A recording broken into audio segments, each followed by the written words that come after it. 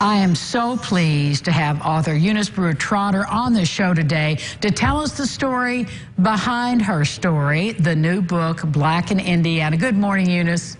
Good morning. Good morning. Thank you so much for being here. So let the audience know what they're going to be reading when they open your wonderful book. Well, you're going to be reading a different version of some old history. And this version is written from my perspective with the research that I have done as a result of my family's ties to that neck of the woods. My family is from Knox County. And also there are many, many family members who lived in Evansville as well. And it's going to tell you about some history you did not learn in school.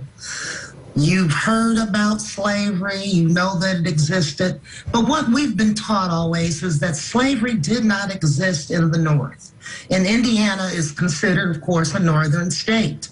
However, slavery was practiced in Indiana, and it was practiced into the 30s and 40s under the guise called indentured servitude.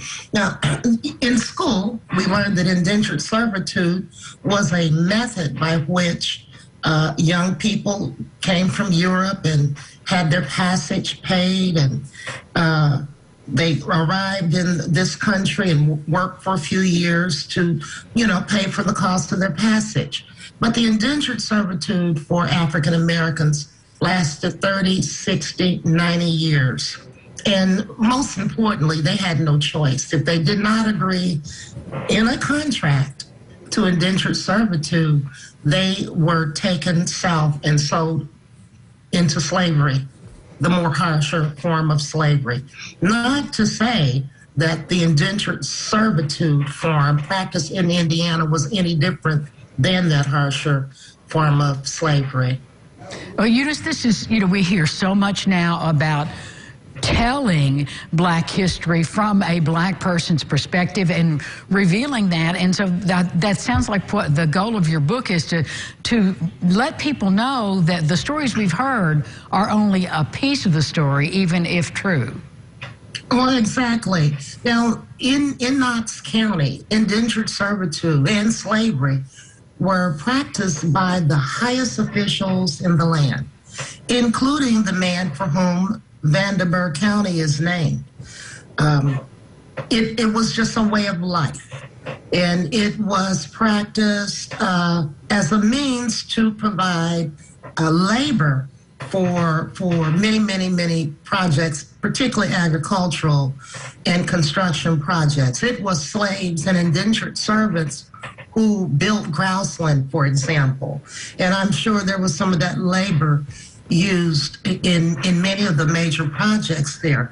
But more importantly, this book is a historical fiction, meaning I was able to use my creative license, so to speak, to embellish a bit and give voice to the people who lived, there at that time. And this tells about family interactions as well as, the legal ramifications. It goes into the court case. It goes into masonry. The person who held my own great-great-great-grandmother, for whom this book is dedicated and actually written, was one of the highest officials in the nation. His name was General Washington Johnston. And he held the indenture contract for my great-great-great-grandmother. And if you look in the books, you'll see historically that he is a great man. He was a judge, he was a surveyor. He was a legislator.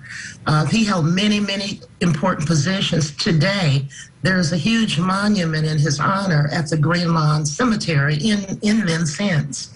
And so, yeah, he was a nice guy. And he was an important figure. But he was also a slaveholder.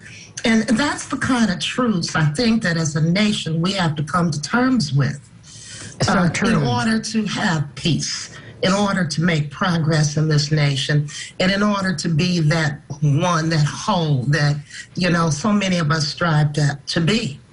Eunice, I want you to come and visit me here in the studio because I have so many more questions and we are out of time. Black in Indiana, get your copy. Eunice Trotter, thank you for being here.